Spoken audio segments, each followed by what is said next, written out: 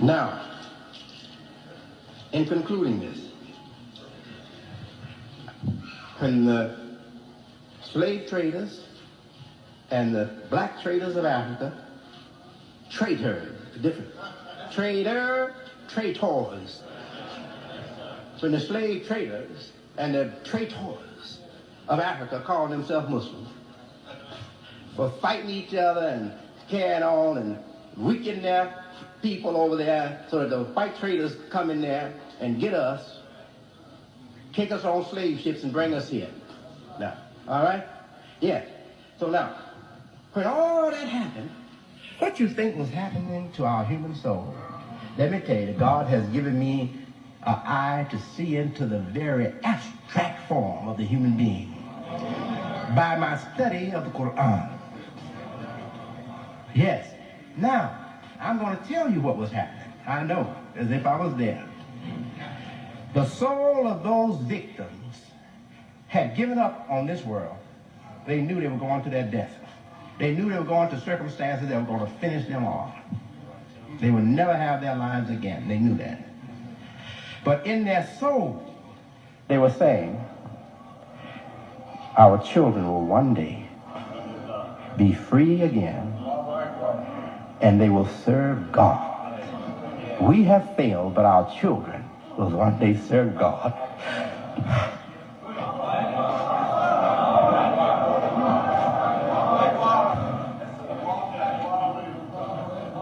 And now their prayer that they prayed in the deep recesses of their soul has come true. And not only of the descendants of the black people of Africa, from Islam, coming to Islam, taking up the divine cause, but those who never were Muslims, their children from Christianity, their children from Judaism, their children from paganism, are embracing Islam in America. And we are going to build new Africa. New Africa, right here in the United States. Allahu Akbar. And the soul of those suffering victims, they're rejoicing because of us here today.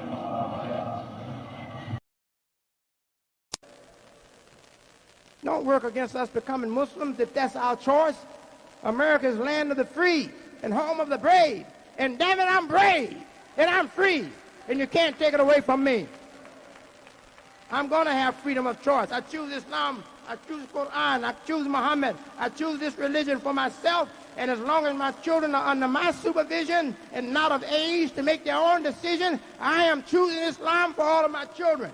As long as my wife will like me, will love me, and she doesn't have to love me, as long as she respects me. I choose Islam for my wife. And that's my responsibility.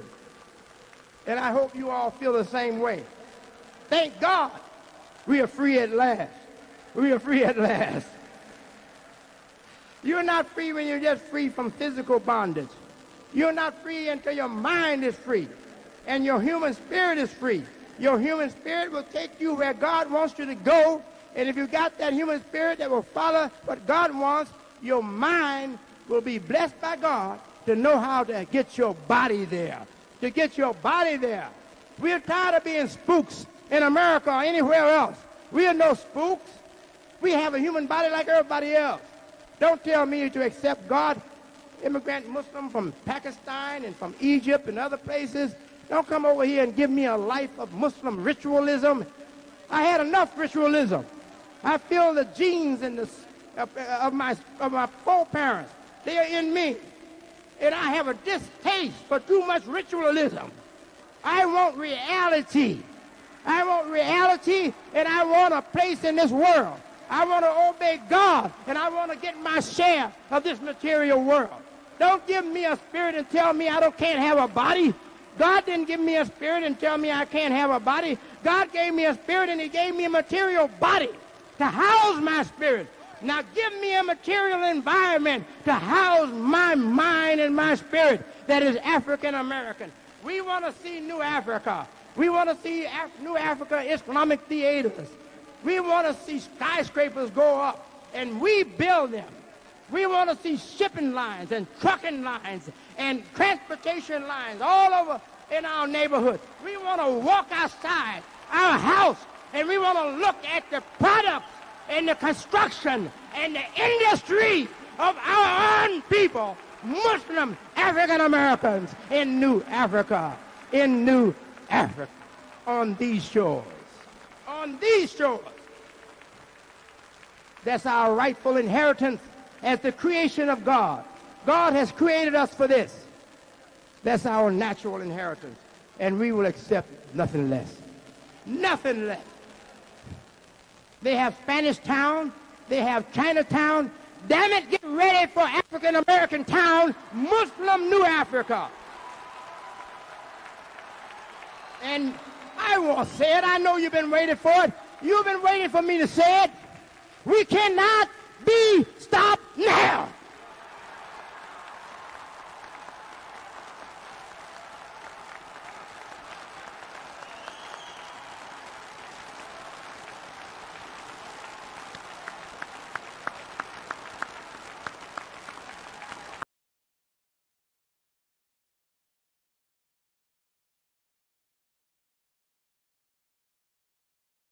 Hear me?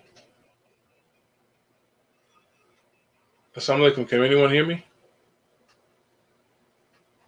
Testing 1 2. Testing. Testing 1 2.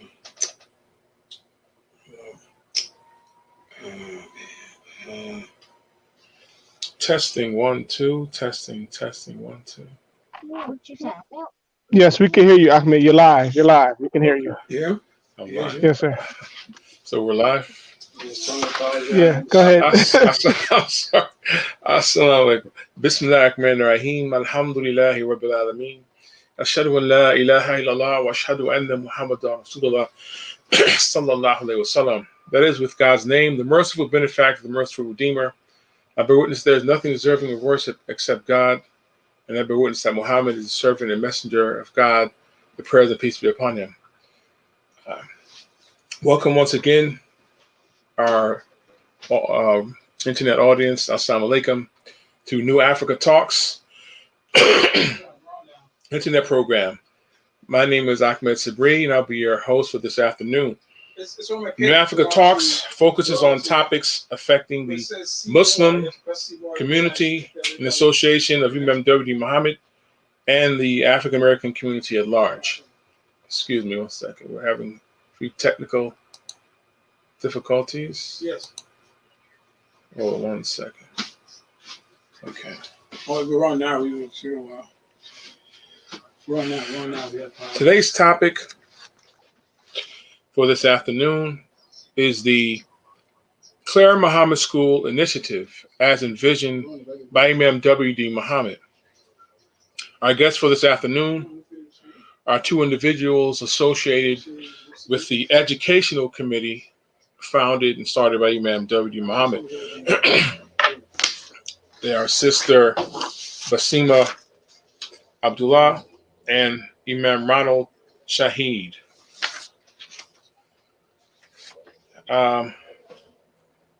Before they come on, I'm going to read both their bios. And Mujahid, you could put them on now. Their cameras on now. I'm going to read the profile of Sister Basimah Abdullah. Can you hear me? Sister Basimah said, this is her profile. Sister Basimah met Imam Muhammad and in turn the religion of Al-Islam through her mother's conversion in 1975. Coming home from her first year in college, she says, I remember waking up the following morning to all of my clothes having been thrown away and these old dresses from the Goodwill. I remember my mother saying, we are Muslim now, and these are the clothes you will wear. Neither of us, she says, ever looked back. Listening to Imam W.D. Muhammad's teachings of the science of religious reasoning has taken us both into a lifestyle of faith, high expectations of self and others, in this movement. Sister Basimah is the mother of 5 children, 3 sons and twin daughters. Personally, she says, I am in Texas assisting with my 17th grandchild, 12 boys and 5 girls. Alhamdulillah. She received, I'll read it in first person how it's written. I received my master's in education from Cambridge College in Massachusetts after my undergraduate study from the University of Missouri at Columbia in St. Louis. All of our faculty continue to complete courses, work to stay abreast of new research, and to fine-tune our teaching skills. I have worked with 4 Clara Muhammad schools in my career in St. Louis, Tallahassee, Boston, and I have been the principal of the Clara Muhammad School in Milwaukee since 1997. We prepared for, applied, and received our first accreditation in 2004 and have completed 3 subsequent follow-up sites visits to maintain that accreditation. Our school has participated in the Milwaukee Parental Choice Program since religious schools were permitted in 1998. We have a very diverse staff with Pakistani, Nigerian, Bangladeshi, Libyan, Chinese, Caucasian, and African American Muslims and non-Muslims. Both student population is mainly Somali refugees and American, with a couple of Pakistani students. We were blessed to have purchased Chromebooks for all of our students last year, making our transition to online learning that much easier for faculty and students.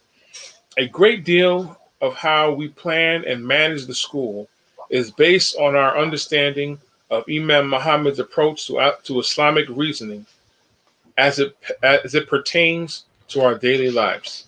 Alhamdulillah. It's the bio of Sister Basimah Abdullah.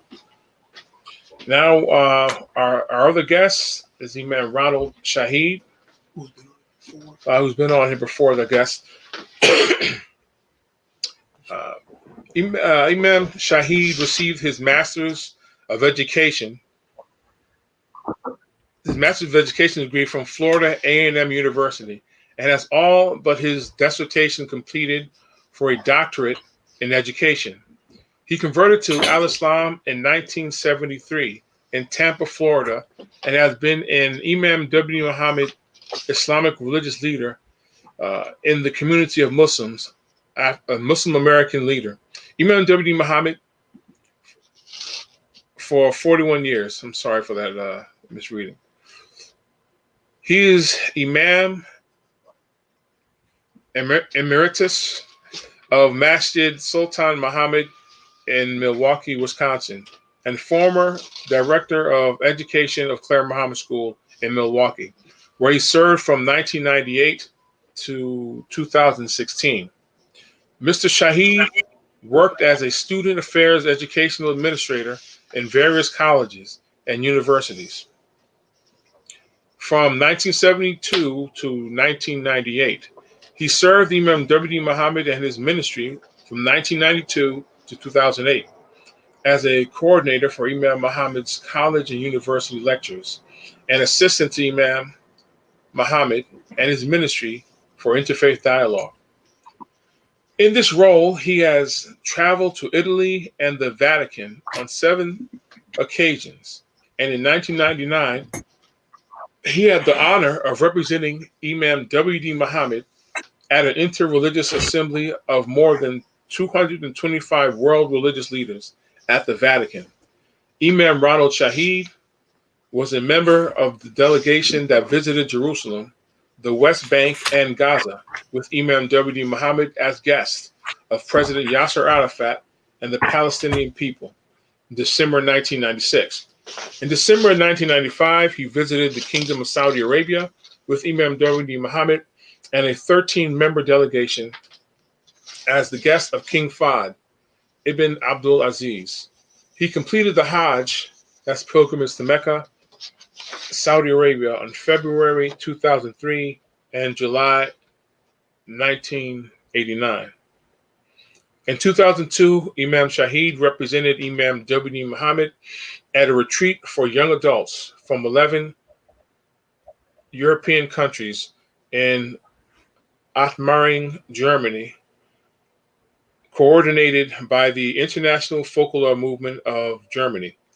He also, along with two officials of the Presbyterian Church USA, coordinated a 5-year multi-city dialogue between the Presbyterian Church USA and the representatives of the community of Imam W.D. Mohammed from 2008 to 2013. Imam Shaheed has been a newspaper columnist on the religion of Al-Islam, a host of radio and television programs that focus on Islam, and was a coordinator of the nationally syndicated television program, W.D. Mohammed and Guests. Imam Shaheed has served in the role of Muslim chaplain in state and federal prisons in Florida and Wisconsin, and in recent years has found the time to edit and publish 11 books based on the commentary tafsir of Imam W.D. Mohammed. He recently, in 2016, relocated to Charlotte, North Carolina, where he is an associate imam at Masjid Al-Shaheed in Charlotte. Again, thank you and welcome to the program. Assalamu alaikum. Thank you. We want to again ask our guests and apologize for the technical difficulties in starting so late. Inshallah, our next program will be much improved. First question we have, again, I want to clarify to our audience what the topic is for this afternoon, is the Clara Muhammad School Initiative as envisioned by Imam W.D. Mohammed. We want to begin with a first question for both of you, and that is, why did Imam Mohammed start the educational committee, and how does the Clara Muhammad School fit within that committee? If any of you, either of you know the purpose of that. Now, since you are looking for what the Imam said, in my research, one of the things in one of his lectures that Imam Shaheed had edited for our school, he entitled it "Education is Sacred," and it was a topic the Imam had, but we used it in working with our school. One of the things he said was, nothing serves, I was asked to comment on how we can change or bring all of our schools up to a standard of excellence in teaching or learning, and how we can develop respected leadership in our schools. He said, nothing serves that need better than having a uniform curriculum for all levels of the school in our association. So he's not just talking about people just doing their own thing, even though we are individual, the same way he freed up masajids to be independent with their leadership under his umbrella of thinking, is what I would say, in terms of being students of Imam Muhammad. So he felt the same thing with our education system. It should be uniform. I want to add to that. I think I recall Imam Muhammad saying, if we don't have a uniform Clara Muhammad School curriculum, then we don't have a Clara Muhammad School. We don't have Clara Muhammad schools. Imam Shaheed, the same question. Yeah. Well, throughout the time of Imam's leadership, he was desiring to have a uniform curriculum that would be functioning throughout our association and our schools. Most of them called Clara Muhammad School. Some of the schools were not called that, and that was okay. But I don't know, many people who are online now will recall that Imam had more than one meeting. I recall one meeting that he had when we were when the community still owned the school in North Carolina, in Fidelia, North Carolina, and I'm sure he had more than one educational meeting there, where he would call people from education to come there. He desired, across that time that he was our leader, that we have a uniform curriculum. He wanted it that so that he wanted a curriculum so that you could transfer even from a Clara Muhammad school to a school that's a secular school in the city that you lived in. That's what he wanted. But Basimah and myself, we attended a meeting with him. I forget the date, but I remember that Imam Pleman was there, Imam Qasim Ahmed was there, Imam Yusuf Salim, who was coordinating the educational efforts through Imam's office, was there. And he told us then that he still was desiring to have uniform curriculum. Now, the committee that you're referring to was formed sometime after that. What year was that? I can tell you the year. 2001. Okay. November 2001 was when we met in Chicago. I was still director of education there in Milwaukee. Sister Basimah was the principal, and we went there. And he reiterated that he wanted uniform curriculum, you know. So the committee, the education committee, was formed after that. And I remember getting a call from the imam. I think he personally called people and asked them to be on the committee. I was one of the people. It wasn't just imams. There were different people from around the country. And sister, I think her name was Layla Hassan, out from California, was coordinating that effort. Subsequent to that, I think we had a few meetings and then we had online interaction. But, you know, subsequent to that, Imam Muhammad resigned from leading our association. I think that may have been 2003. I can't remember exactly when it was. At that time, I got a call by Sister Layla that said I wasn't on the committee anymore. Now, I didn't really accept that because Imam put me on there. Imam was the one to take me off. So I listened to her.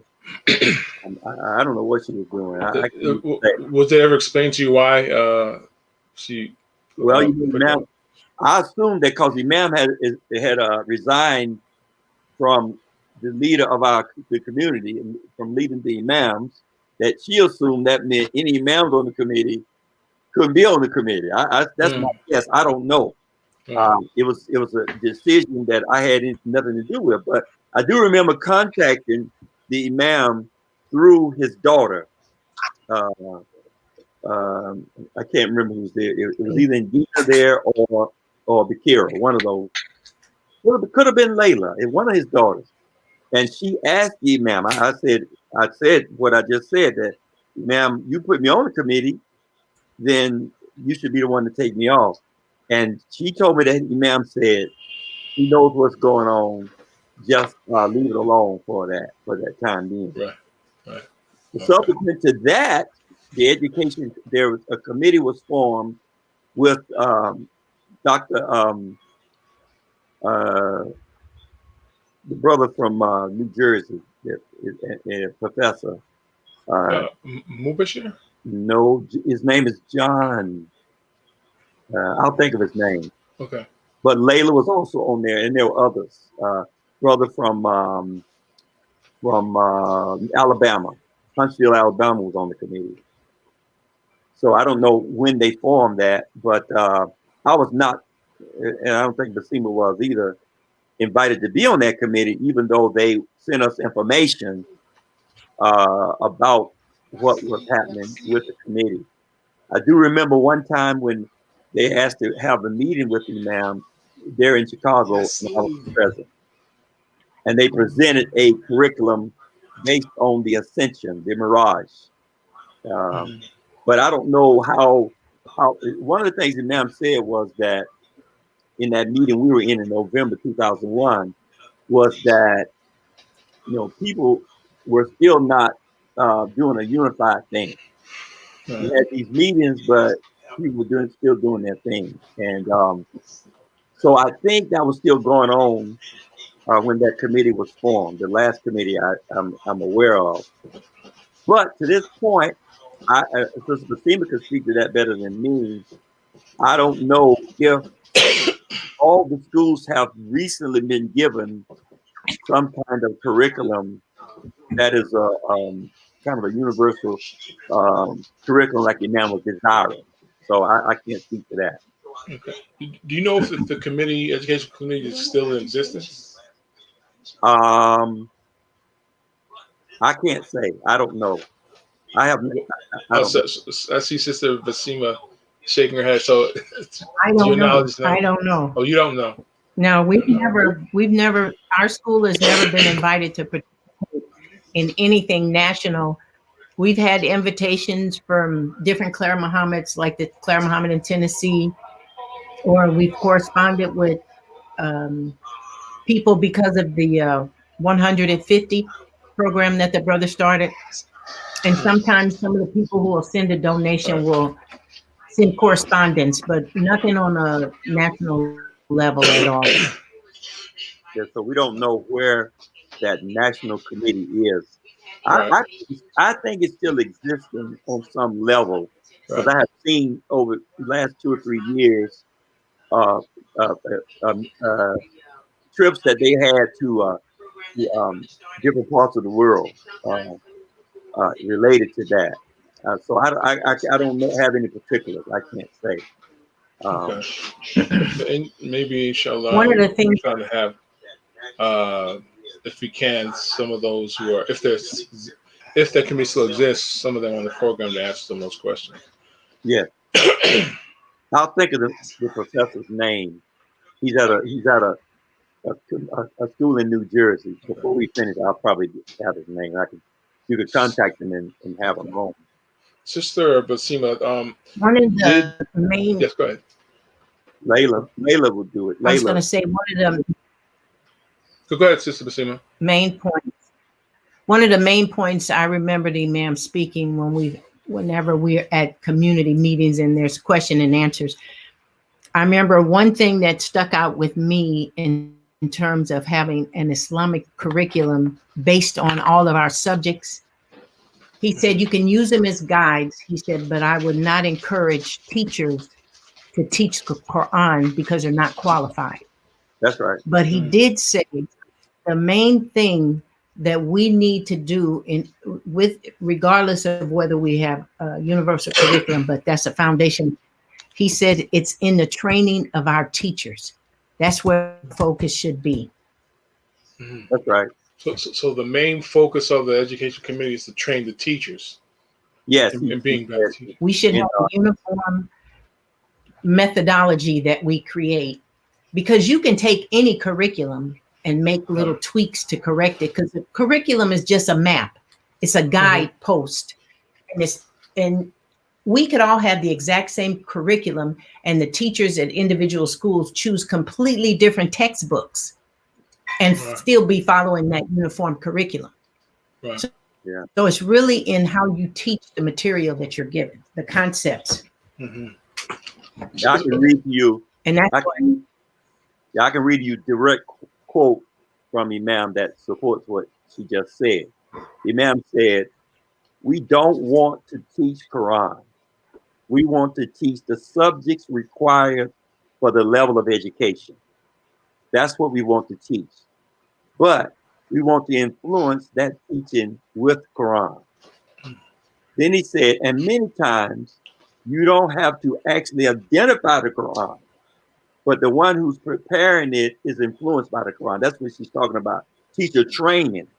It should be in the teacher training because like she said, who's qualified? Who can we say is qualified to teach the Quran? Who's qualified to go in the Quran and find materials that you need to use in the classroom? So that was what he was referring to. So go ahead. So this seems that the educational committee was a plan for to start from one point to get to the next, because eventually you would want to have teachers who were qualified. Yes. But I guess the Imam was saying at this current point, most of the teachers that were not qualified to teach Quran. Yes. And I guess the more. Yes, go ahead. I'm sorry. No, you're fine. I was saying, I think everything that we do with Islam has to follow Islamic logic. In the same way we have 3 steps to a city of security, I think those same 3 steps will take us to an enlightened curriculum and educational institutions. Yeah, she's right. He spoke one time many years ago, and the Quran is called An-Nur, the light. Right. He said, but do you advance by studying the light, or do you advance by studying what the light is shining on? Right. Right. So if you follow the logic that the light, we can use the sunlight, for example. If I physically look at the sun too long, it will I won't be able to see. Right. But if I study what the sunlight is shining on, I get knowledge, I get light, but it's not light that's going to put my eyes out. Right.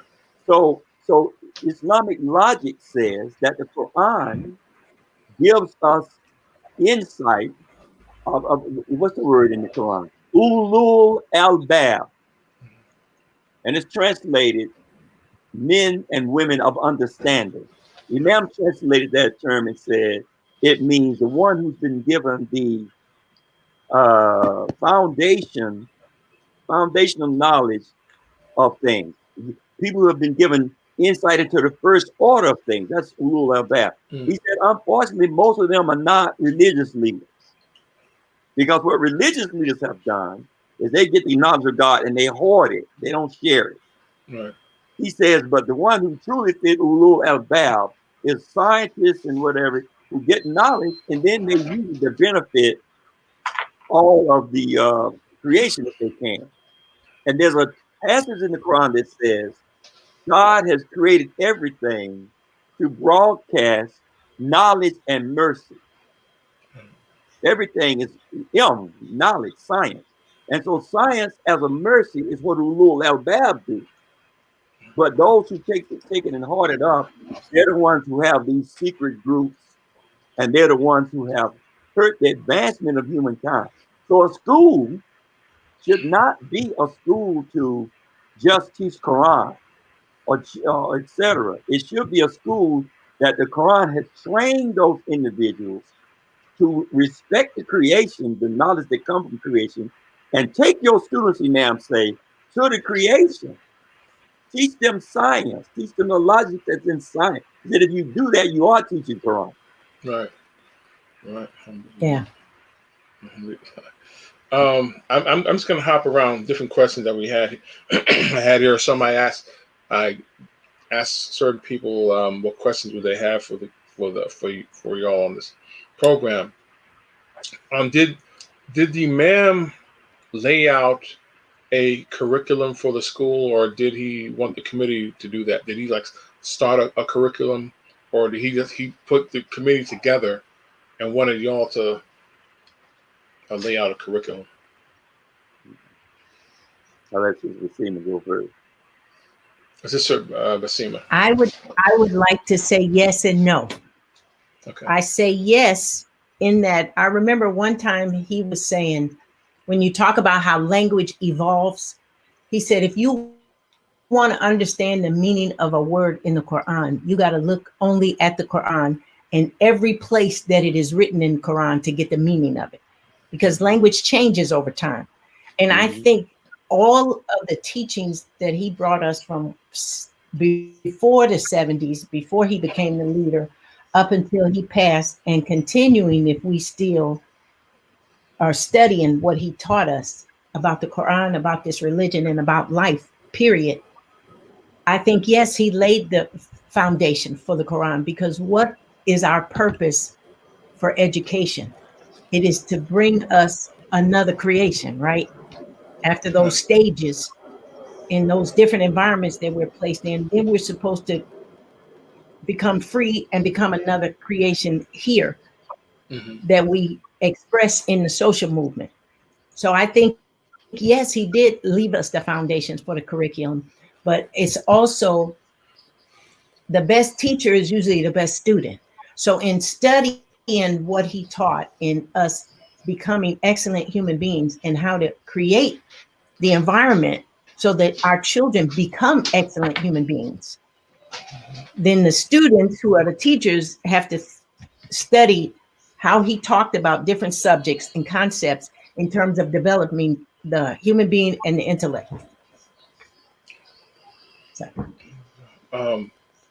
What were some of the credentials, if there were any, that the Imam used to put the board members together? Would he just did the Imam choose the people on the board? How many were there? And like, was there like a certain criteria that of people he needed on that board? I couldn't be specific in terms of how he chose members of the board. But I know myself, having been someone who was in education. I got my degrees in education, and I'm working at an educational institution. And as an imam, I have to be about education.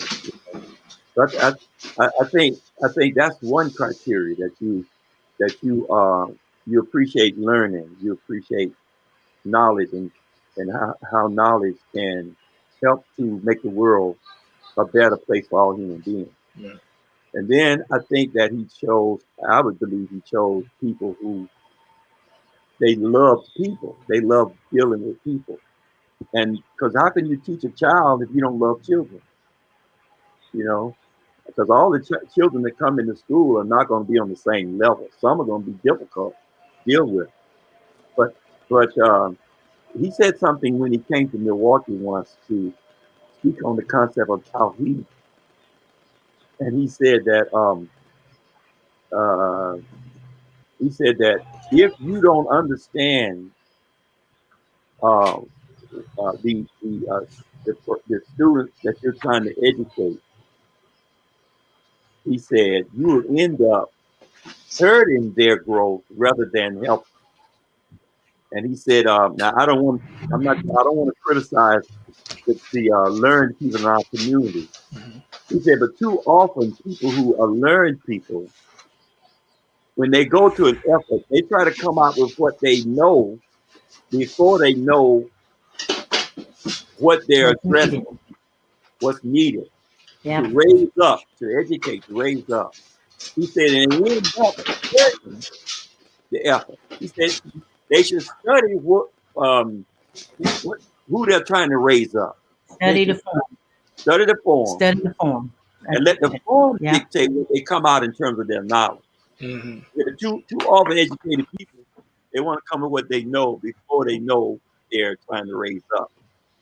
Well, I think they use those criteria in looking for people to be a part of the education committee. That's what I believe. Mm-hmm. Was there ever at any point? It's also. I'm sorry. Go ahead. I was asking. No, I said it's also along the. Go ahead. I'm sorry. It's the technology we're over. Yeah. It's I know, my technology down here is really bad. I think it's also the same criteria that we use for Assura. It's not just people who are learned in the religion who should be in the Assura, but it's also those who are learned in religion and learned in the skill that's needed for whatever the situation is the Assura is being brought. That's right. Yeah, that's right. You know, if the building needs a new roof, don't bring me in because I can't help you. Right. Yeah, I think she's speaking to what Imam called Islamic democracy. Right. And that Islamic democracy is in competition with the other ideologies about democracy that's in the world. you know, because, you know, we just had the election, right? And even though the quote, quote, people have spoken, we still have a problem with people respecting the process. You know, Islam doesn't accept that. Islam doesn't accept that because we have order and discipline. That's what Islam teaches us. And but first you have to have respect. Taqwa. Imam in describing the word or defining the word taqwa, he said, respect for that which should be respected. Then we know in our religion, our 6th article of faith says that everything has to be respected. Because everything is created by God and ordered under God's authority, and either has a benefit or harm depending on whether or not you respect it or the level to which you respect it. And I think that when we talk about teacher training, you have to teach it. You have to understand, make sure teachers understand this because of the precious potential in those children that they could bring out if they did that. Okay. If they do it right. Alhamdulillah. How much That's correct. in the process from that, when y'all were working with the educational group, how much cooperation was given by the masajid that had Clara Muhammad schools, or was there any relationship with the masajid? That's a great question, but I'm not going to answer it first. Sister Basimah. She's still dealing. Individual masjid? Do you mean individual masjids? Yes, like from what I was just looking at, I went to Wikipedia looking at Clara Muhammad schools, and it says technically it's supposed to be 74 Clara Muhammad schools in the United States. Okay. But in the process, because the committee was started in 2001, was there any like cooperation or feedback from or help from the masajid that had Clara Muhammad schools in helping to determine the curriculum and helping you or those who are on the board that make decisions? Yeah, I think one correction, Brother Ahmed. The committee that I think you're referring to started subsequent to 2001. So okay, could have been, I don't know, could have been 2003. I don't know when. Okay. But we were there meeting because we were all connected to education and wanted to get imams. At the point we went there, we were trying to quote, quote, Islamize our curriculum. That was the language we used. How can we incorporate Islamic concept and whatever by imam's direction into our curriculum? That's why we went there. But I think that you said 74. There was supposed to be 74. Yeah, as Wikipedia, but Wikipedia is. Well, I think that there's probably only about 10 or 11 full-time schools, and maybe there are that many part-time schools, weekend schools. Because here in Charlotte, there's just a weekend school that operates on Sundays, so you have a lot of those operating. And based on that, it's going to vary around the country. Right. In Milwaukee, what we needed, the masjid couldn't provide it. We needed money. Right. We needed money, and we also needed qualified teachers. And our masjid was too small to provide either one of those. I won't even talk about the hard-headedness and obstinate behavior of some of them, because both of us were from out of town. And I don't think we ever broke that. I don't think we ever tamed that horse, that wild horse. We were from out of town. What nerve we have coming to Milwaukee and establishing a school to the level that we would want to establish it. See? And so I'm sure you have that same kind of behavior around the country. But our biggest problem was not that, because the masjid didn't have any resources like that. The community I'm talking about. We had to go outside. We had to learn how to articulate what we're about into the broader community. And we had great success with that. And then, of course, Milwaukee was one of the cities, or the first city, where the private schools could receive state funds. That's the Milwaukee Parental Choice Program that you were talking about when you read Basimah's bio. The Milwaukee Parental Choice Program continues. And what it does is the state gives a certain amount of money to each family, and that family designates the private school that it wants that money to go to. So Milwaukee's part of that program. And there's pretty much almost every state has some degree of it. But Milwaukee had the first one. Okay. And so I'm sorry, which one was And that? that makes and that also makes our journey a lot different from other schools. While we have some financial difficulties, our main financial difficulties is jumping through all of the technical hoops they give us. It's not so much trying to get money.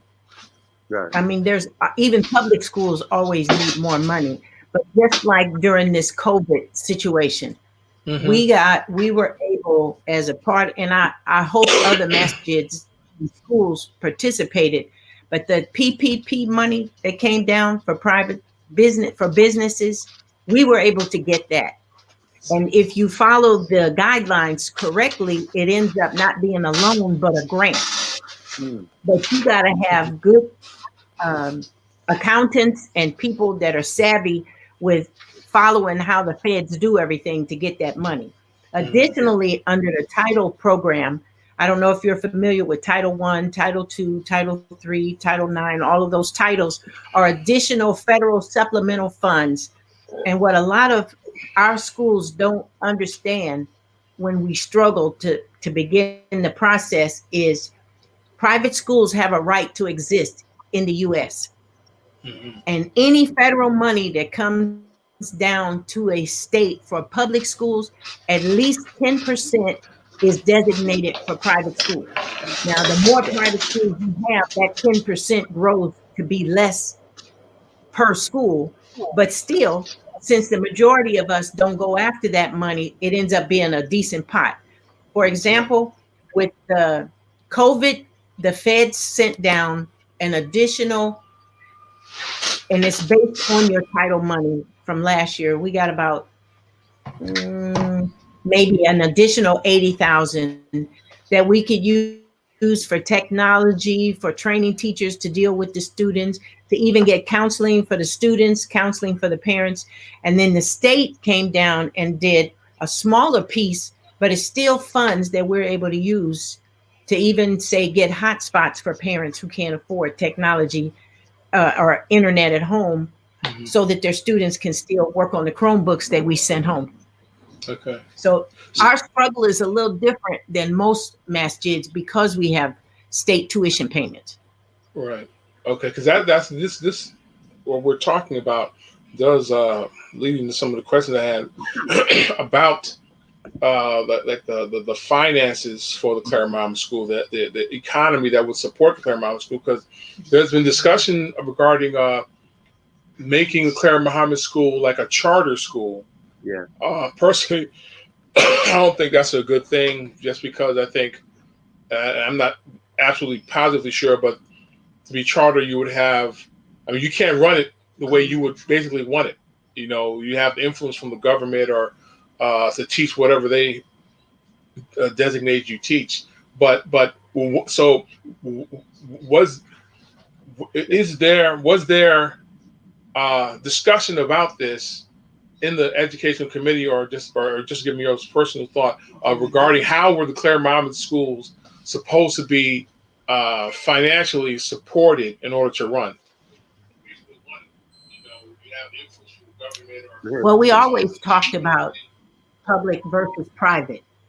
And even without the choice movement, if you have a good educational plan, a lot of schools have talked about going charter. Charter just means it's a private public school, so that there are public school requirements that you would have to follow. Number one, meaning it can't be religious. Mm-hmm. However, if you study education in the U.S., a lot of Jewish schools followed that plan.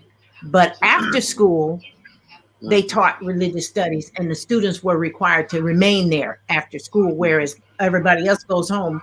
The Jewish kids started getting their religious instruction after school. So that is a possibility if people really don't have wealthier parents or donors in the masjid that are going to offer money.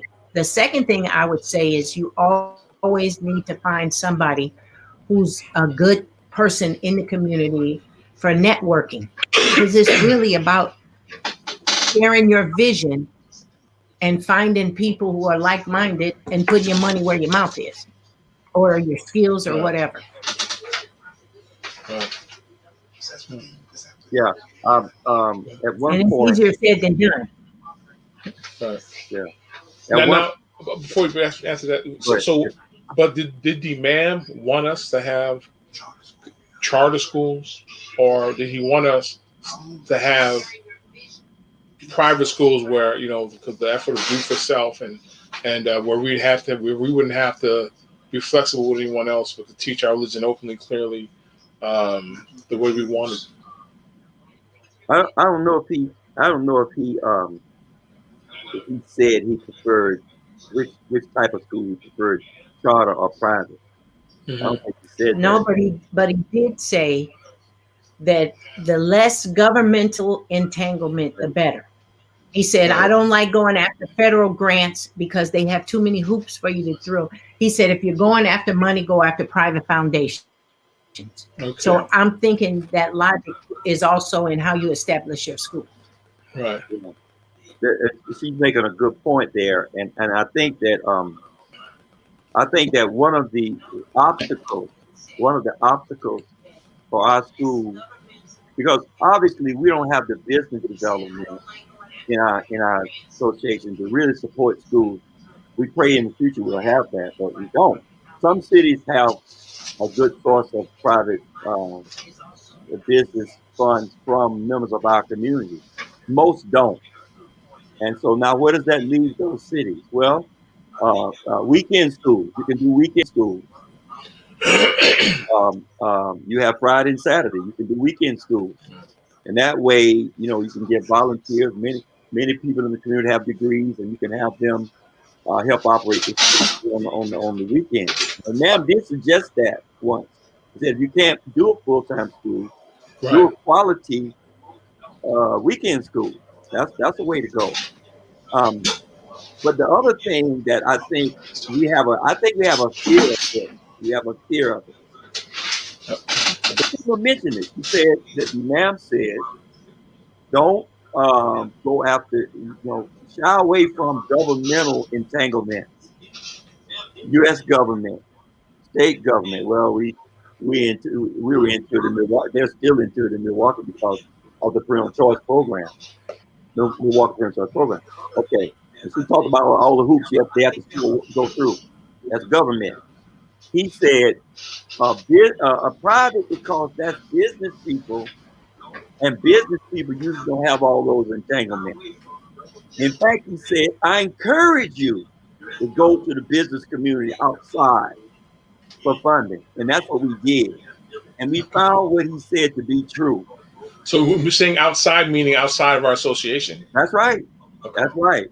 I'm talking about Jewish foundations, Catholic foundations. Yes. And I'm going to tell you, I guarantee you every decent sized city has private funding that Clara Muhammad schools could seek and perhaps have some success. We're not talking about international, I'm talking about locally, like in your state or in your city, like you're in New York. I'm sure in New York City has business people who have set up foundations and whatever to provide money for private school education. Yeah. But most of us fear that, I believe, because over the years, we made at least 2 or 3 presentations at the national convention about what we were doing in Milwaukee with that. We never got anybody who wanted to have us come there to talk to them about it and and share the knowledge we had in our experience. So Why, I think we have a yeah. fear of that. Why do you think that fear is? Like, what are we afraid of? I think, first of all, this is just me. I think we're afraid. Pardon? I think Hard work. I said hard work. I think we fear to open up and let people outside see what we're doing. Mm. Now, Imam didn't like that. He did not like that. He felt that we should be going this way instead of this way. Mm. He told me that personally. He said he did not like us circling the wagons, just being among ourselves. Didn't like that. And I know he liked our school because we were about that logic that he was talking about. Go out into the community. Open up your arms. And if there's things you need to correct it. Now, for example, if you get grants from any institution, I guarantee you're going to have to show them your financial records for at least 3 years past. And if they don't like your financial records, you're not going to get any money. So you have to clean up your financial practices. Right. You have to have a viable. You have to have financial practices. Exactly. You have to have it. And they require that. And so I think that's the curriculum. Yes, you have to show yourself to be competent when you are asking people outside of our association to give money to your effort. And we can be. We're very confident if we will follow Imam's instruction, his logic, how he showed us to operate. We're very confident we do that. Mm-hmm. I want to address something you mentioned before regarding I remember the Imam saying at, I think it was a Ramadan session, about the weekend schools, because financially the community isn't able to afford a full-time school presently, where the teachers are paid and the lunch and programs, so on and so forth. He said then, if you can't afford it, pay the teachers and stuff like that, then to focus on weekend schools. Yes. You know, so because I mean, I live in Harlem, and I remember one of the things that stood out in my mind with a lot of the African Muslims who were coming here from Senegal and Guinea and Gambia, is that like immediately I noticed they would have weekend schools. Mm-hmm. Like they would be in their masjid, and then the sajid they would have weekend schools, teaching their children their education, Islamic education, very important to them. Yes. Mainly they were memorizing Quran, but they had Islamic studies. I think if anything, for the larger community, we should at least begin there, where we have weekend schools. Yes. And then build from there where we can afford teachers and so on and so forth. Yes. Yeah. I think that's correct. As a matter of fact, if you could perfect that, Prophet Muhammad, peace be upon him, says, when the Muslim does anything, he seeks to perfect it. Right. Right.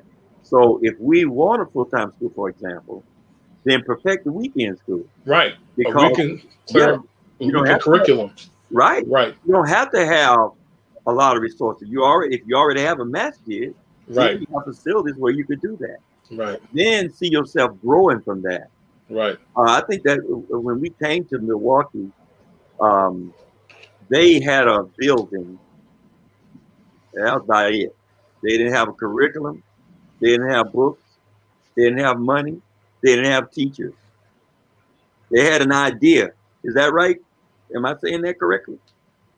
Okay. So basically, she was the principal. Hey, she had a budget. I don't know what it was, right? So she had to make all these allowance my husband gave me. That's a shot. I just took a shot. So you had to make all these calls from all over the country, right? Who had some kind of qualification, because we didn't have that. So at the last minute, here comes a mother. Here comes a friend, two friends in Boston. Here comes people that were willing to make the sacrifice to help build it up. And you have to do that if you're going to build up anything. Now, we didn't know God was going to bless us with the Milwaukee Parental Choice Program. We didn't know that. We had no idea of that. We ain't never even heard of it. Never. Yeah. Can you explain that again? Was it Milwaukee for Choice, you said? Go ahead, tell them. Milwaukee Parental Choice Program is a state-funded program where the state tax funds for education follow the student. So if the student goes to a private school, the state funds goes. Now, the difference is in the public school setting, whatever the state money is matched by the federal money. And you can go after city bonds and that kind of thing if they need it. But the private schools do not get the matching funds. That stays with the public school. We only get the state funds. Okay. So the contention between the parental program and the private schools getting that state funding is they did a longitudinal study for 12 years, and they said side by side with the same demographics, our schools are doing really no better than the public school, except some of the elite private schools, but on average, they're doing no better than the public school. But the reality is we're doing it for less than half of what they pay the public schools. Right. And that's where the fear is. That's why we're the competition, because they'll start taking money from public schools and maybe giving it to some of the private schools, and they don't want that to happen. Okay. Yeah. Current day, like presently, because with the phenomenon of the COVID-19 pandemic, a lot of all the schools have been like operated through the internet and Zoom. What are your thoughts? I mean, have you seen using the internet as also being a tool to help with the Clara Muhammad schools in our community? Oh, yeah, because if we really get tech savvy with this, one of the problems that we've had is finding really good math teachers. Right. Well, I have access to 2 really good math teachers, but they don't live in Milwaukee. Because of COVID, I'm able to hire some part-time math teachers that address the need that we had, and they're not living in the city right now. Right. Yeah. So on some levels, that's a plus. And even as you guys can see, a lot of the Muslim imams are starting classes online and able to make funds that they might not have thought about or didn't have that technology. And they say necessity is the mother of invention. Right. Everybody gets creative when the bottom line is I got to make some money for my family. So yeah, I think she's right. We started we decided to do a tafsir class every day during Ramadan. So we did that for 30 days. 30 days, and we're doing it 2 days a week now, and we have about 15 to 20 people on a regular basis. So we, you don't want to sing the praises of COVID-19, but Allah's in charge of everything. Right. Everything's a sign from God. Right. It's time for us to stop. Go ahead. No, I was saying it's time for us to stop and regroup. Absolutely. And I don't know if Ahmed, you all have had this experience, because I know you all do Juma on Friday and etc. But we had people tell us, elderly people who had traveled a long distance, they really love the fact that we do Juma now online, because now they can get to it. They can come. Before they couldn't come. Right. Or if we had meetings, they come from work. They don't have time to go to the meeting. But now they can make it. And I think when and if COVID becomes a thing of the past, so to speak, I think we should still have this online thing, because we can maximize things by doing that. Absolutely. I think, I've been thinking about this. I think that it's a new era. It's going to be like the post-COVID era. And I think that's the era. Everything now will be hybrid. That's what they're calling hybrid. Like my sons are in my oldest son is in last year high school, and he's in Buffalo. His school is here in New York, but he's doing all the schooling online. And inshallah, he'll come back for the latter part of the school where they can have the, inshallah, actual graduation. But I think even businesses, everything is going to, because it costs less. Yes. You don't have to pay for, expenses and travel and stuff like that. Right. And that's really I think, I mean, I was just talking to my wife probably 2 days ago, I was just laughing to myself, but how Allah works. It's like it's taking us into another era. Like we had the era of radio, and then when television came out, the era of television and internet and so on and so forth. So I think it's Allah giving us a little push into the future, and actually making things a lot easier for us. As a side note, I have a friend, Nasib Majid. She knows him. She knows Nasib. He just one. Huh? One. He told me that he was he invested in the stock market, just to show you what you're saying is true. And he said that he just had some extra money, and he had taken a course on how to invest in the market. So in January of this year, he invested in Zoom. He said you would not believe how much money he made. Yes, I would. And he was blown away. That's because everybody's using it. Right. And I don't know what format you all are using here. It's not Zoom. But that's we're definitely in a situation where it's going to be hybrid from now on, I believe. Right. I think people are thinking that you couldn't. I thought it too. I mean, it's not the same as if you're in a classroom and the teacher is there. But with all the things you can do with this format, it kind of replaces that on some level. I think because I'm also in it. I'm sorry. Go ahead, sister. No, I was just agreeing. Okay. No, I said I was just agreeing. Okay, alhamdulillah. I agree with what you're saying because I'm also in a class. You remember Rashad's class, Quran study and leadership class online. And one of the benefits of Zoom is that the classes are recorded, so that once the class is over, I mean, you don't have to spend so much time jotting down notes. You can always go back, and just watch the class at your own time. And jot down the notes, and I think that's gonna help everybody. It's gonna go to college, so on and so forth. They had this a few years ago. They had this, in these educational circles, they keep coming out with these terms. A few years ago, it was multiple intelligences. Okay. And that's recognizing that people learn at different pace. And with this technology, you could address that. You really want the teacher to have multiple intelligences and be able to extract from all these different sources to expose the child to that which might actualize the child. And so I think with this with the technology used now, people who are afraid to use it, they have to use it. Like she said, necessity is the mother of invention. Right. And I think we're going to see great benefits in the future from that.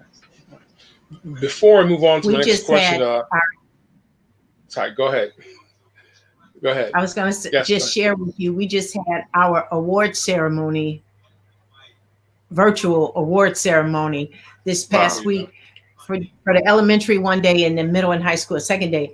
But I was inspired by the students in 3rd and 4th grade, where the teachers created awards for how the students were able to create videos to show the other students and sometimes the teacher how to work programs like DocHub, how to submit their work on DocHub, how to use the tools in DocHub. And you might not have seen that in a regular day-to-day classroom because nobody would have played with it. Right. Yeah. Right. Alhamdulillah. Before we move on to the next question, someone sent in a question for you, Imam Shaheed. about I guess they want to know more about their the tafsir class we were talking about. Like, I guess how they could be a part of it, or if it's still going on. Yeah, it's still going on.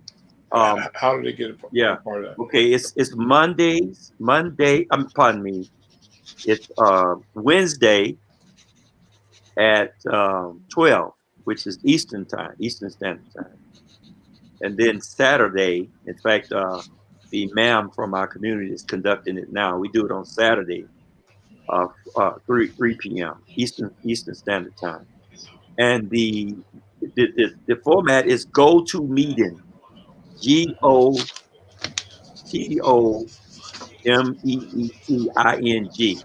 Go to meeting.com, I'm pretty sure. Okay. And if they're ready, I can give them the number because I got it down by heart. Okay. It's 247-015-661. 247-015-661. That's the number you use to get on. So it's Wednesdays the meeting code. Pardon? You said the meeting code. Yes, okay. The meeting code. Yeah, 247-015-661. And just so that the audience knows, this show is being recorded, and you'll be able to go online, go to YouTube even. New Freedom Exchange. That's New Freedom X, the letter X change, on YouTube.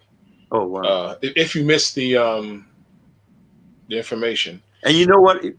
Yes, go ahead. You know what else this technology is allowing us to do? Now we have a virtual community.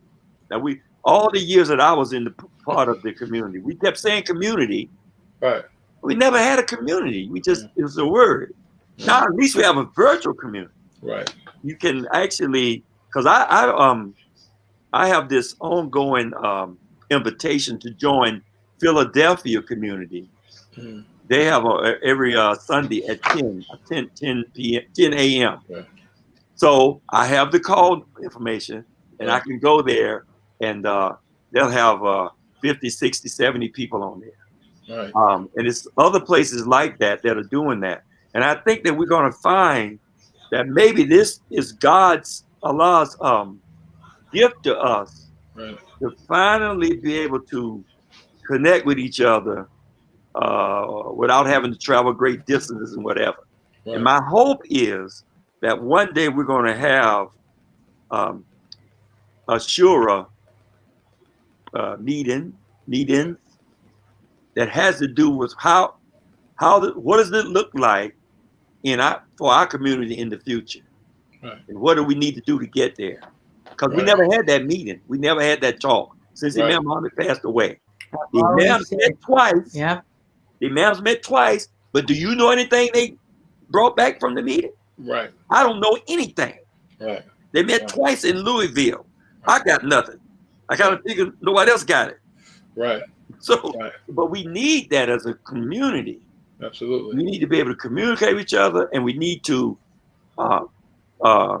plan our steps forward, following what Imam established, because we know he followed the way of our prophet, and peace be upon him. Right. So I'm praying for that, and I hope that. I think what you're saying is absolutely important and needed and correct, and it's on the minds of the sincere believers in the community. Because I'm thinking back to a time like prior to the conventions that we had, like starting in 1989.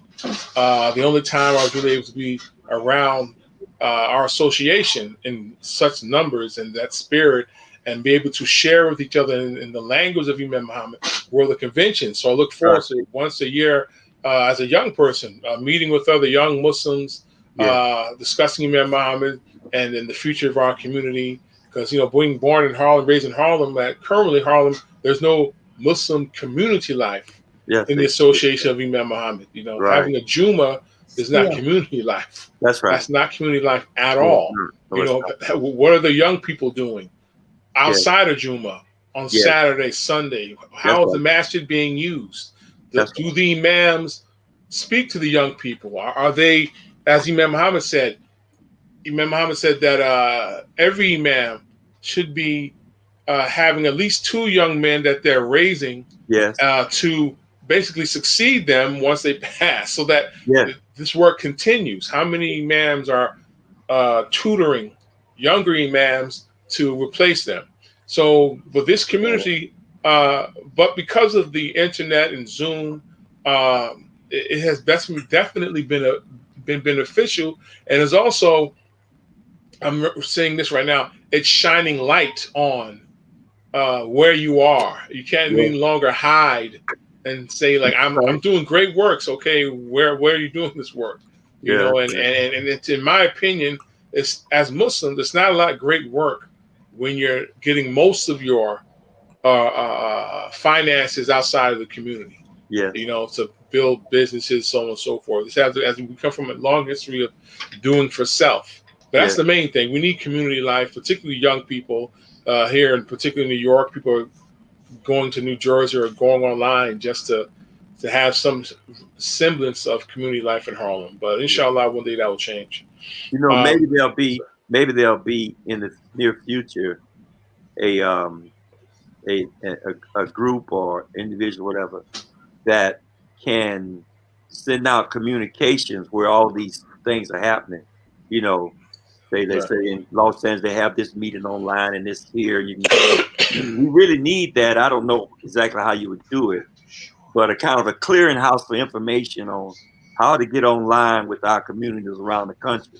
That would be very helpful.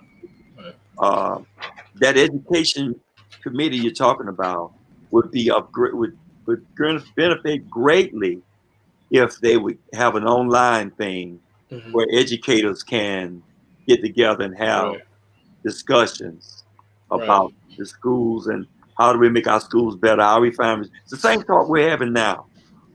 This needs to happen on a national basis, I believe.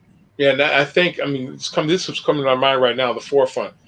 If anything that we can take from this talk today for this topic of the Clara Muhammad schools, I believe the most beneficial thing we can do nationally as a community is to begin working on Clara Muhammad's weekend schools.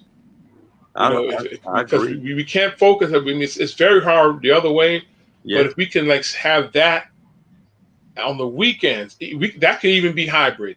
Some people can be in the masjid, and it could be Zoomed, where your child could be at home learning. That could really be very beneficial for our community. Yes, sir. Just moving along, but we're on the same topic. Recently, the book came out on the life of Clara Muhammad, called "Mother of the Nation, Clara Evans Muhammad, wife of Elijah Muhammad, mother of Imam W.D. Muhammad," by Dr. R. Zakiya Muhammad. I just want to hold this up. I think it's on Amazon. You can download this book. And the reason I'm holding this up is just to begin with a question of what, if anything, what emphasis or comments did Imam Muhammad give regarding his mother in terms of the educational committee to share with y'all regarding his mother in the Clara Muhammad School? Just her legacy. Yes. How she lived, how much she cared about the school, the little small things she did to show the students how much she cared about them learning and how important their future was. And even if she didn't have a teaching degree, she was there for whatever's needed to be done. Yeah. Yeah. That's what we talk about with our students as the legacy. Yeah. Some people have, misunderstand, and they say that Sister Clara Muhammad literally started our school. And that's a yes and a no. The no is that she didn't organize to have our Clara Muhammad school. The yes is that her model and example, like Lucina said, in terms of being a patron of the school, supporter of the school, coming out. Of course, you know, in those days, in her life, early days, there were very few communities, I'll say, that we had. Detroit, Chicago, maybe Milwaukee, but it was very small in those days. And they said that the Sister Clara, whenever they had their graduation ceremony, she always came out, always gave each one of the children a flower, you know. And the story of her, what? A rose, that's right. I just said a red rose. A red rose, that's right.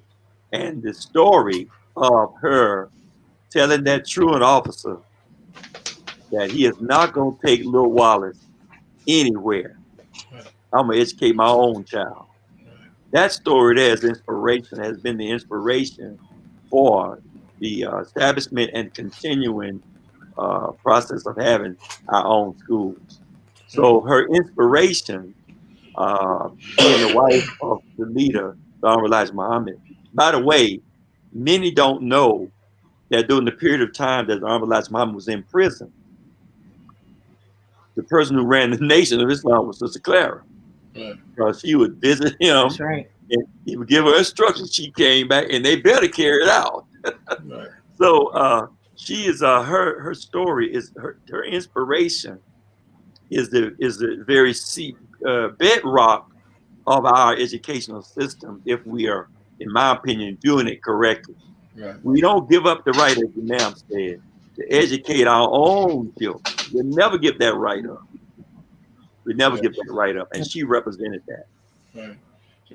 When I think of Clara Muhammad, I think of sacrifice for our community, to be independent, to have that independent mind and thinking. I'm a, alhamdulillah, graduate of Clara Muhammad School in Harlem, and attended the University of Islam only for half a year before it closed. Mm-hmm. But then my mother, we had to go to public school, which was like my mother actually kept us out of school a year. For a year, for 2 years. My brother's telling me 2 years, because waiting for the Mohammed University to reopen. This is during the transition, and so, but we had to go to public school, and my brothers and sisters hated it. I mean, we hated to go because there was so much love and concern for us in Mohammed University. Particularly where we grew up in Harlem.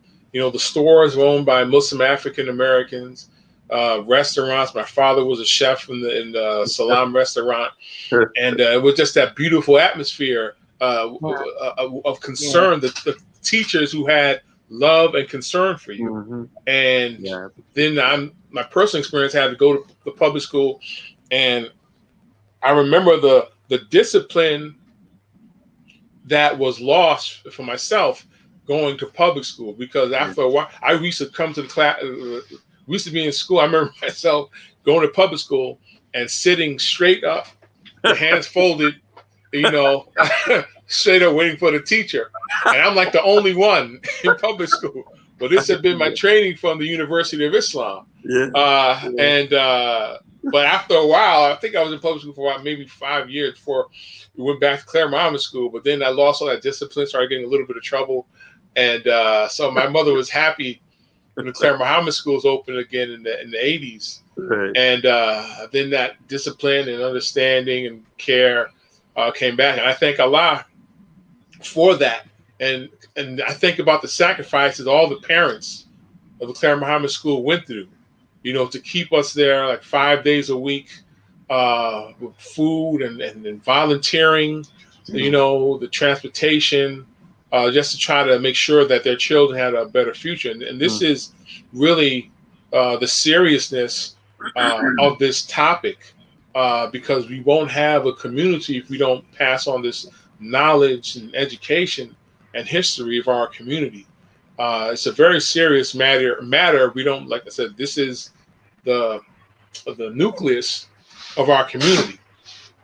So we have to get this curriculum right. We have to get our Clara Muhammad schools up to par and really be something to focus on around the nation. And again, I just want to emphasize this book, Clara Muhammad. You can go to, I believe it's on Amazon. Dr. It is. I Zakia. bought it. Yes, she was my principal at Muhammad's that Clara Muhammad School in Harlem, Master Malcolm Shabazz. There's no Clara Muhammad School there now, but inshallah one day they will return, and inshallah maybe start with weekend schools. But I suggest all the masajid, if you find it too hard financially, keep a Clara Muhammad School. Then don't settle for subpar education and teachers not being able to get paid. Just revamp and focus on weekend schools until you can afford and really support teachers and a lunch program and a curriculum, so on and so forth, inshallah.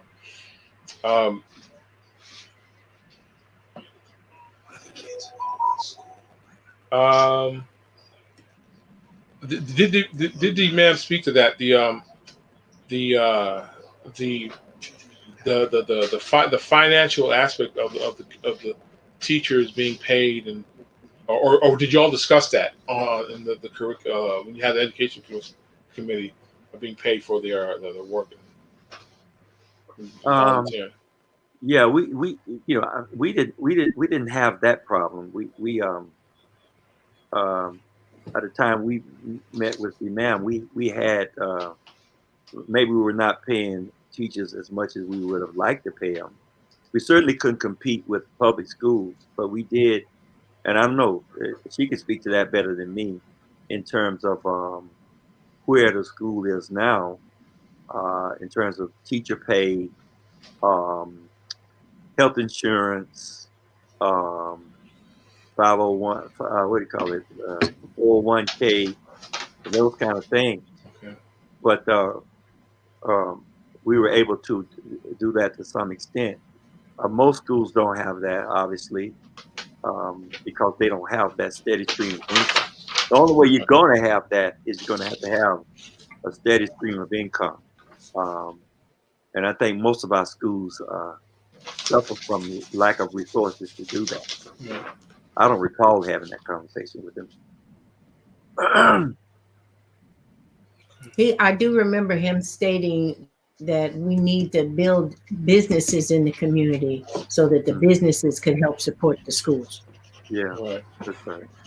Right. We end up having businesses, but we end up being individuals, and we no longer are community minded. And people don't make the commitment like we used to.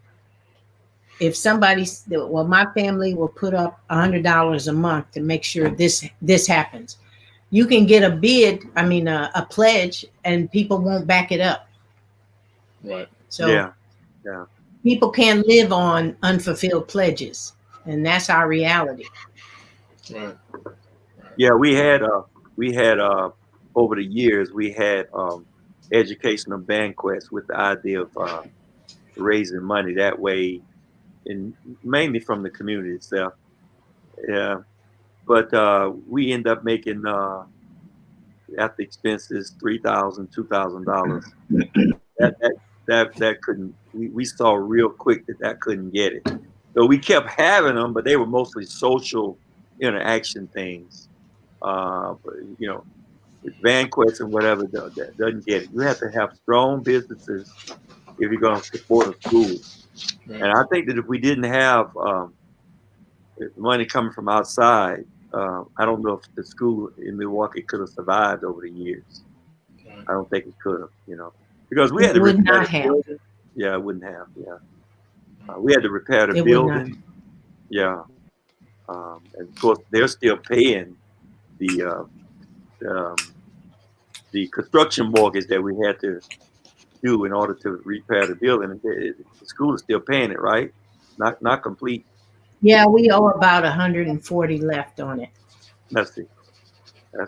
So if anybody wants to send us 140,000, pay that off.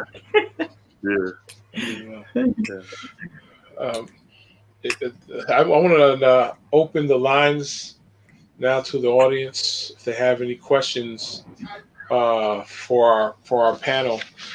Again, the topic for today's New Africa Talks is the Clara Muhammad School Initiative. as envisioned by Imam W.D. Mohammed. And our guests are Sister Basimah Abdullah and Imam Ronald B. Shaheed. And if you could type in your question and comments for the conversation. Sorry for that. Question. I agree, sister. Yeah. Belita, you're correct. When can't establishment these businesses without family life? And family life starts with marriage, which we lack in. That's just definitely and very obvious. And in fact, Sister Clara Muhammad and Imam Muhammad are an example of that. You know, they had strong family with concern for not just their family, but the group, the community. Because Sister Clara Muhammad, may Allah have mercy on her, forgive her sins, grant her high station in paradise. She did manage and run the Nation of Islam, not only when the Honorable Muhammad was in prison because of not accepting the draft, but also during the time when Honorable Muhammad had to run and was being pursued by some other members of the Nation of Islam who didn't like the fact that he would have been chosen to succeed the leadership after Farah Muhammad left. So it was a longer period of time. She was still taking care of the Nation of Islam at that time. And Brother Mustafa Al-Hama, he says, Assalamu alaikum, just something to think of. And then I leave, what do you think of forced vaccinations? Are you prepared? Assalamu alaikum. Well, what do y'all think of that topic? Well, first of all, I honestly don't think it'll be forced. We will still have on the record, people can opt out of vaccinations for their students. We have students still at the school, even though vaccinations are required to come to school. Parents can sign a waiver, and they understand by the policy of the school, if such an outbreak in whatever they didn't get vaccinated in breaks out in the school, you have to stay home until there's an all clear, because we don't want to be responsible for your health. Right. Personally, I'm torn because I grew up being vaccinated. I vaccinated my children, but now my children are split down the middle as to whether they want to vaccinate their children. So I got half my children believe it's a conspiracy to control the masses, so they don't trust the vaccine makers, because it's not till 20 years down the line they'll have this whole list of side effects for everything they give you. So big pharma, I understand a lot of people think it's just all about making money and they don't trust them. But on the other hand, I'm looking at this virus that has crippled our whole world, and scientists are coming together and finding what Allah says He already created. He said, for every disease, there's a cure. We just have to go about finding it. So I want to say this, but I would like you to comment, Shaheed. This is a topic that I think this is a topic that if we had, because I'm not aware, this time I'm saying if, I'm not sure exactly, that the education committee should, one of the topics they should be addressing, what is our position as a community on vaccination? Who has done the research in our community regarding the vaccination and so on and so forth? Because we have to look at everything. You know, we as particularly as African Americans, aside from the people just like don't trust government, but there's a good reason historically as African Americans to not trust vaccines and so on and so forth. The Tuskegee experiment, we have smallpox to Native Americans. So it's not like unfounded, but we have to be a rational and balanced people. We have we should literally be doing examinations and knowing about all these particular vaccines and things that are required in schools even for ourselves. But I'm saying that's a subject that the Clara and Muhammad School and the educational committee in our association should be working on ensure and group. The scientists in our community should be Right. studying that and giving us some top tier on it. I agree. Right. Imam Shaheed, your thoughts on the vaccination?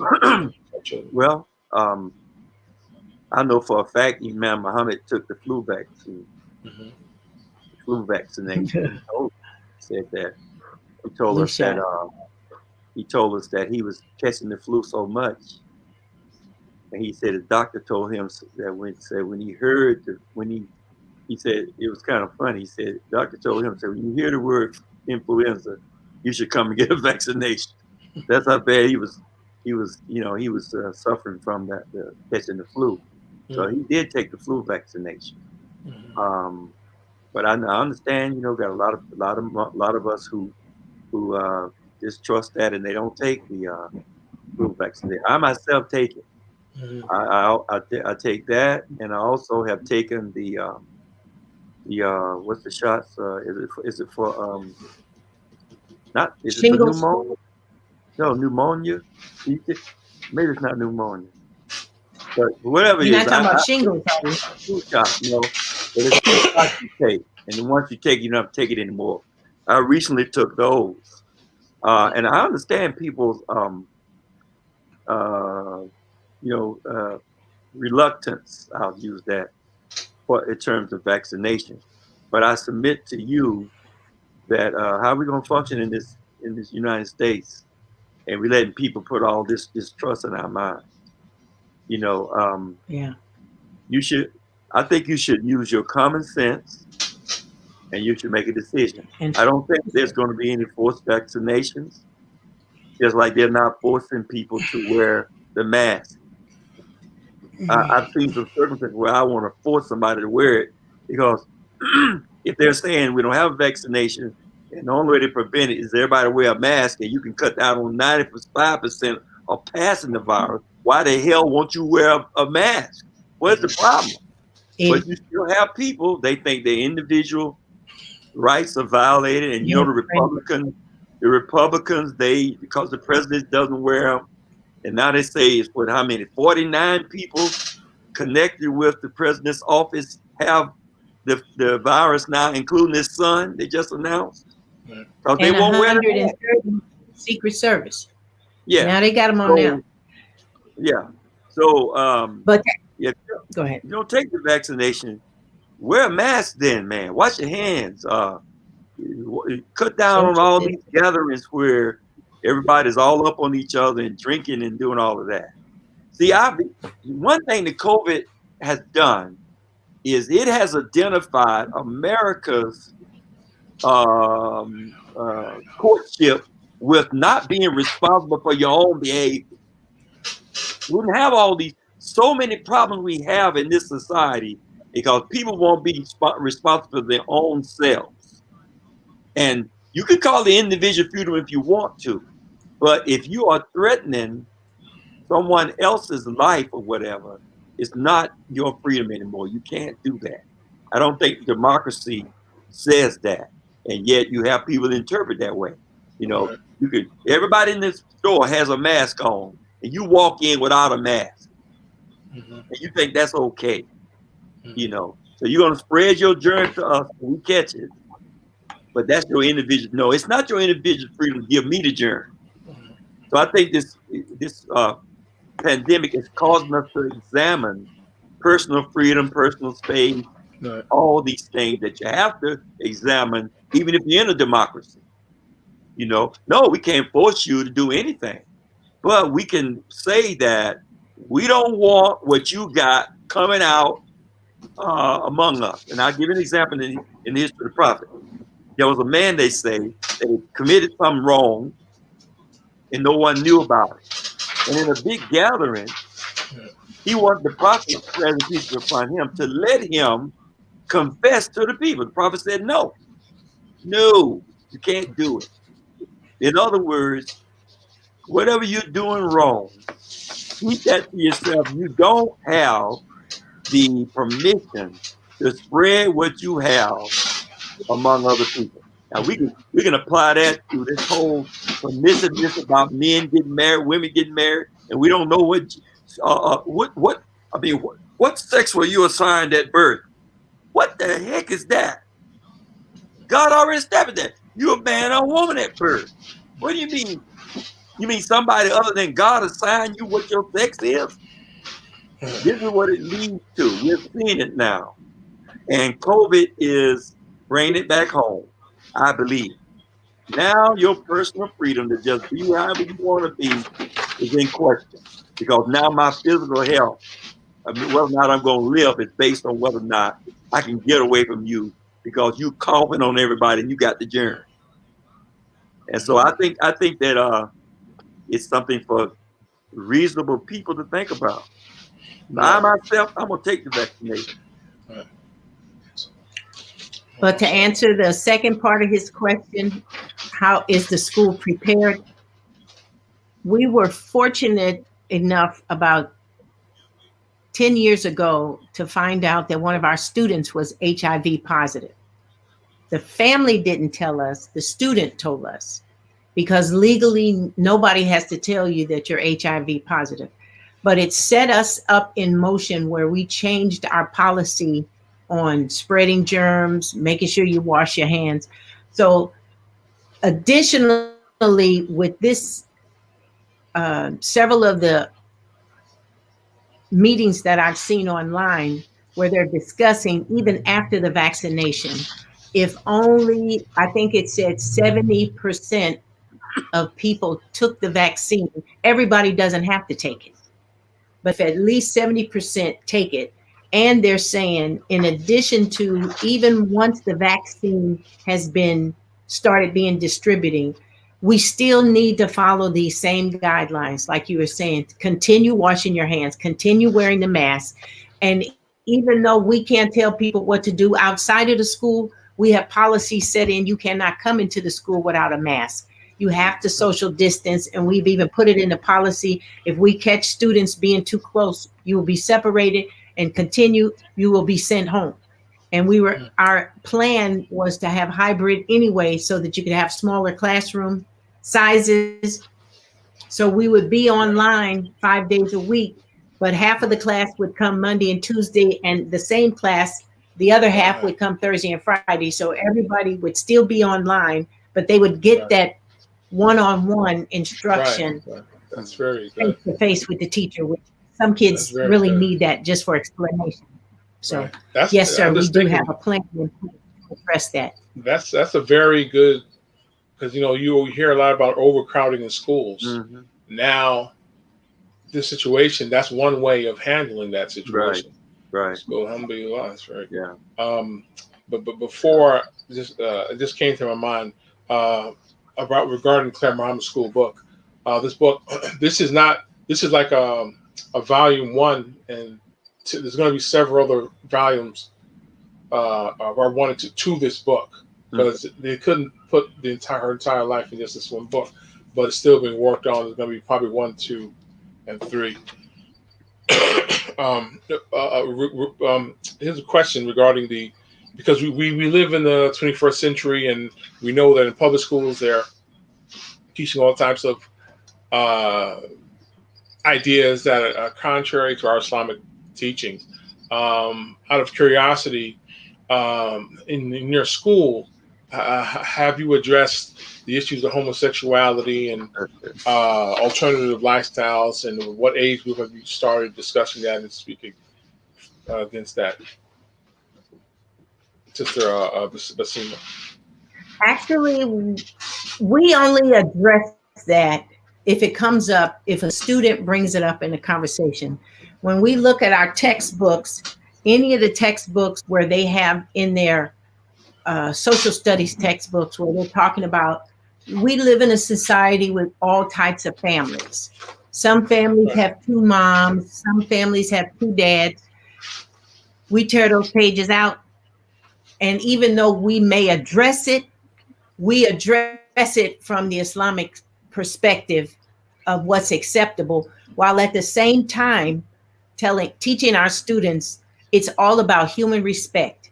What people do in their home is their business, but you know your parent is not going to let you have a sleepover there. Your parent's not, because we had a homosexual student in our school who really kept trying to go to the field trips when they were separated. We would take the girls swimming, we'd take the boys swimming, and it might be an overnight.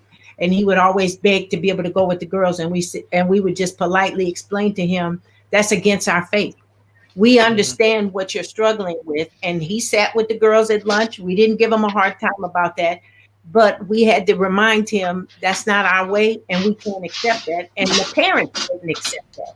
And we're trying to keep you from being hurt. Right. So right. That's mainly how we address it. We do talk about it. We're not afraid to talk about anything. Right. We talk about substance abuse. We talk about domestic abuse. We talk about it. If it's happening in the society, our students need to hear about it, but they also need to hear about it from the perspective of what Allah says. Go ahead. Yeah, I was just the guest speaker at a school in Missouri on Thursday, and a college. And of course, one of the students asked the Islamic perspective on, forget how she said it, but basically homosexuality and the free expression of who you are and everything. And I told her that the bottom line is that Islam does not accept homosexuality. I said, but you know, what a person does in their own environment, we don't have anything. Islam has nothing to say about that. I told her that Prophet Mohammed, present peace be upon him, did not have people going around trying to catch people in their homes, going against whatever the standard behavior should be. But if brought into public, they addressed it just like she just said. And I think that's the policy we should have. But I told her the other thing is that other religions have an idea, most of them, that you can reinterpret the scripture as time goes on. And I said Islam says no, that's not acceptable. So, you know, what we're understanding from the Quran is going to be for all time. It's not going to change. Muslims are not going to allow that. So therefore, we're never going to have this thing where okay, you know, in some religions now they're letting homosexuals be clergy, or they're performing marriages between men and women. I mean, 2 men, 2 women, all these kind of things. Contemporary Islam, as the Imam says, is contemptible, and it looks like you're going to have. I told him, I said, I saw a thing on the news where they were interviewing this homosexual Imam. And the man's answers that they weren't asking him about homosexuality. I was trying to figure out, well, why are you saying you didn't even have to say he's homosexual, because the question you're asking him has nothing to do with homosexuality. Right. But they kept saying homosexual Imam. And so you may see some of that. But I was saying to them, I said, but the position is going to remain in Islam that's not acceptable. But respect for people and their individual rights, as long as they don't infringe, we have to accept that because of where we're living. We live in the United States. We cannot go against that in that way. Imam told us, don't go outside and participate in any rallies where you have signs down with homosexuals. No, he said, don't do that. He said, we don't do that. Right. And so we follow that. Right. We're coming to a conclusion of our time in the show. We want to definitely thank you both for being on our program. But before we conclude, if there's anyone who would like to get in contact with you for questions, further questions, how can they reach either of you? Email or you can go on our school website. Okay, could you read that out to us? The school website. He wants to you. Yeah. Yes. Well, what is the website? Oh, CMS MKEWI. I'll put it in the chat. Okay. Yeah. And Imam Shaheed, did you see the question that the brother asked regarding the tafsir class? Yes, What time? The times are 12 p.m. I'll put it in the chat. Yeah, okay, do good. 12 p.m. Eastern Standard Time on Wednesday, 3 o'clock Eastern Standard Time on Saturday, and the number is 247-015-661. But I want to say that if people who are interested in what they can do with Clara Muhammad School, this woman here should be consulted. She's a wealth of knowledge and the experience that she has. And we had the opportunity to be with the Imam on many occasions and have him give his influence. And so I would encourage anybody who wants to know about Clara Muhammad Schools, the financial end of it, curriculum, what the Imam's reflections on this was, they should contact her for sure. I told her in many years that she should have been a consultant. She should be a consultant that goes around. And I believe that it's going to catch on with schools that are not in our association, because the kind of things we're talking about affects all private schools. All private schools have to raise money. All private schools have to figure out how they can coalesce their curriculum to address what they're all about, you know. And so in the experience in Milwaukee, we had a chance to interface with all of these entities, Marquette University, University of Wisconsin, Milwaukee, all these educational entities that are still functioning there. And I think in our association, people need to learn that there are entities outside that have resources, material resources, human resources. We would get, schools would send in volunteer students to work in the schools too.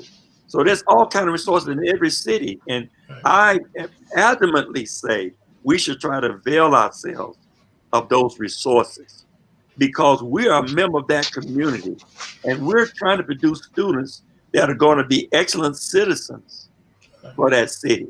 Why would not the city entities help our school to be what we want it to be? I think they will. They do. Sister Basimah, are there any, because our time is running up, any closing words you'd like to share with our audience before we conclude our program? I'm always looking for new teachers, and inshallah, I would like to retire in 22.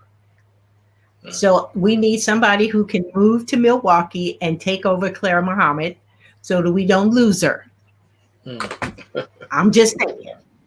Yes, alhamdulillah. Well, we want to thank our guests, Imam Ronald Shaheed. You're welcome. And Sister Basimah Abdullah for their comments on this topic. I believe it was very informative. The listening audience, the watching audience benefited from that. I definitely was enriched by the information that you shared. Inshallah, we'll have you on again sometime in the future. Various on this topic. Our next topic. My brother asked me, we're working over Reese, but you already gave that information. Our next topic that we're looking to have in December, it hasn't been confirmed, but the topic would be understanding the logic of Quranic Arabic in order to perceive Scripture, the Bible, Torah, Quran, of course, coming from the insight logic of Imam Muhammad. We're looking, inshallah, to have Imam Salim Mu'min and Brother Abdullah Rashid from Houston, Texas. Because again, that's our goal is always to highlight, share with the community, students of Imam Muhammad, and just to let the community know who we have in our community and what they're doing in the community, because this is also a way of networking, to be informed. Because this is for, I didn't mention this in the beginning, but we always want to make this clear when we say students of Imam Muhammad.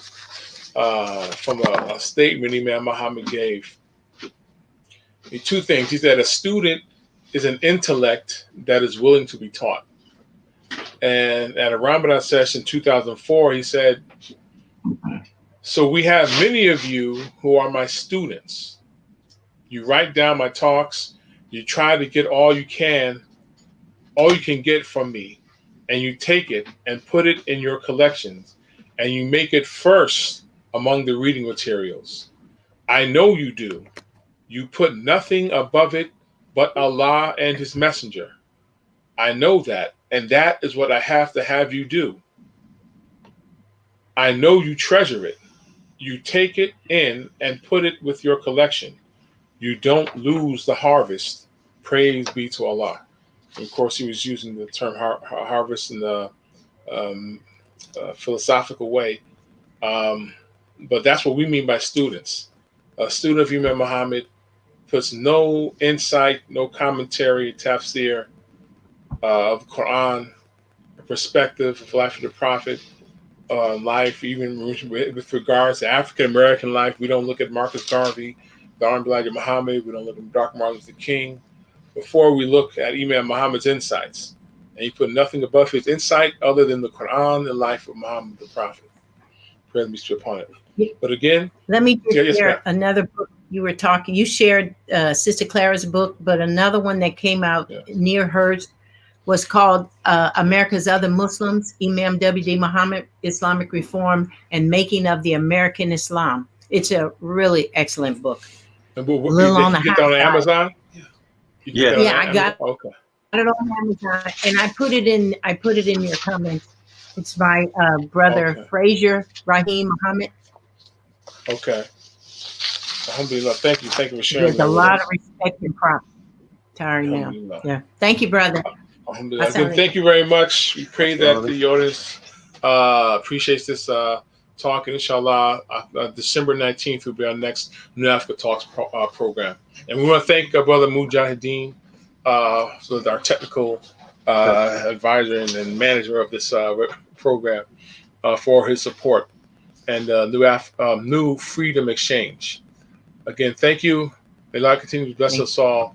Assalamu alaikum. Yes, sir. Wa alaikum assalam.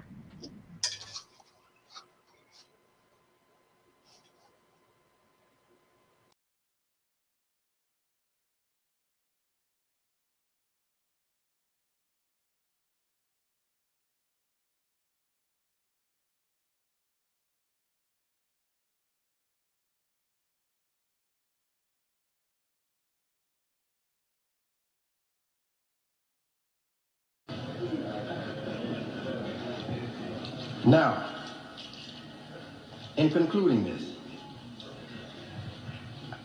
when the slave traders and the black traders of Africa, traitors, different, traitors,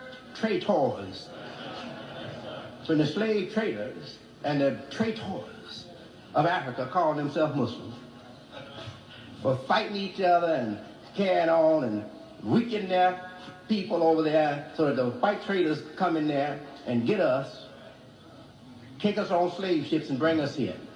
Now, all right? Yeah. So now, when all that happened, what you think was happening to our human soul? Let me tell you, God has given me an eye to see into the very abstract form of the human being by my study of the Quran. Yes. Now, I'm going to tell you what was happening. I know, as if I was there. The soul of those victims had given up on this world. They knew they were going to their death. They knew they were going to circumstances that were going to finish them off. They would never have their lives again. They knew that. But in their soul, they were saying, our children will one day be free again, and they will serve God. We have failed, but our children will one day serve God.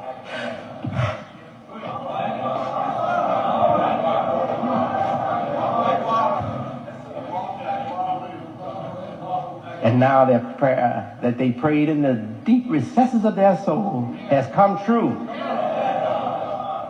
And not only of the descendants of the black people of Africa, from Islam coming to Islam, taking up the divine cause, but those who never were Muslims, their children from Christianity, their children from Judaism, their children from paganism are embracing Islam in America.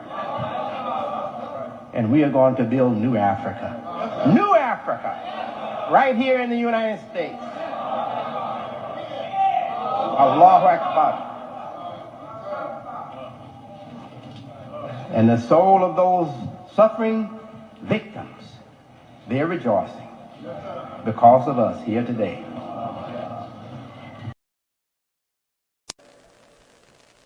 Don't work against us becoming Muslims if that's our choice.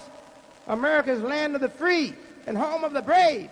And damn it, I'm brave and I'm free. And you can't take it away from me. I'm going to have freedom of choice. I choose Islam. I choose Quran. I choose Mohammed. I choose this religion for myself. And as long as my children are under my supervision and not of age to make their own decision, I am choosing Islam for all of my children. As long as my wife will like me, will love me, and she doesn't have to love me, as long as she respects me. I choose Islam for my wife. And that's my responsibility. And I hope you all feel the same way. Thank God we are free at last. We are free at last. You're not free when you're just free from physical bondage. You're not free until your mind is free and your human spirit is free. Your human spirit will take you where God wants you to go. And if you got that human spirit that will follow what God wants, your mind will be blessed by God to know how to get your body there. To get your body there. We're tired of being spooks in America or anywhere else. We are no spooks. We have a human body like everybody else. Don't tell me to accept God, immigrant Muslim from Pakistan and from Egypt and other places. Don't come over here and give me a life of Muslim ritualism. I had enough ritualism. I feel the genes in the, of my foreparents. They are in me. And I have a distaste for too much ritualism. I want reality. I want reality, and I want a place in this world.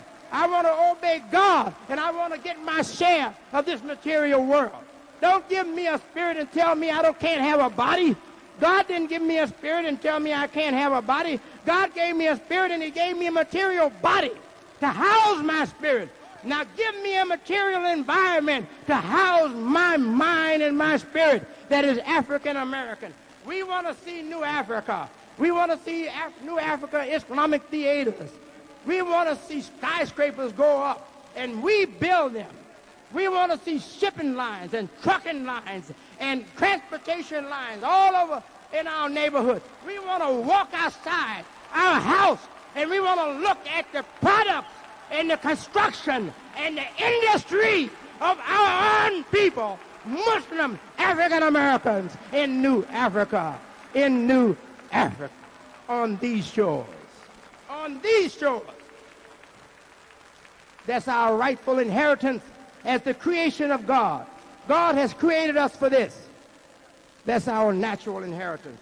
And we will accept nothing less. Nothing less. They have Spanish Town. They have Chinatown. Damn it, get ready for African American Town, Muslim New Africa. And I won't say it. I know you've been waiting for it. You've been waiting for me to say it. We cannot be stopped now.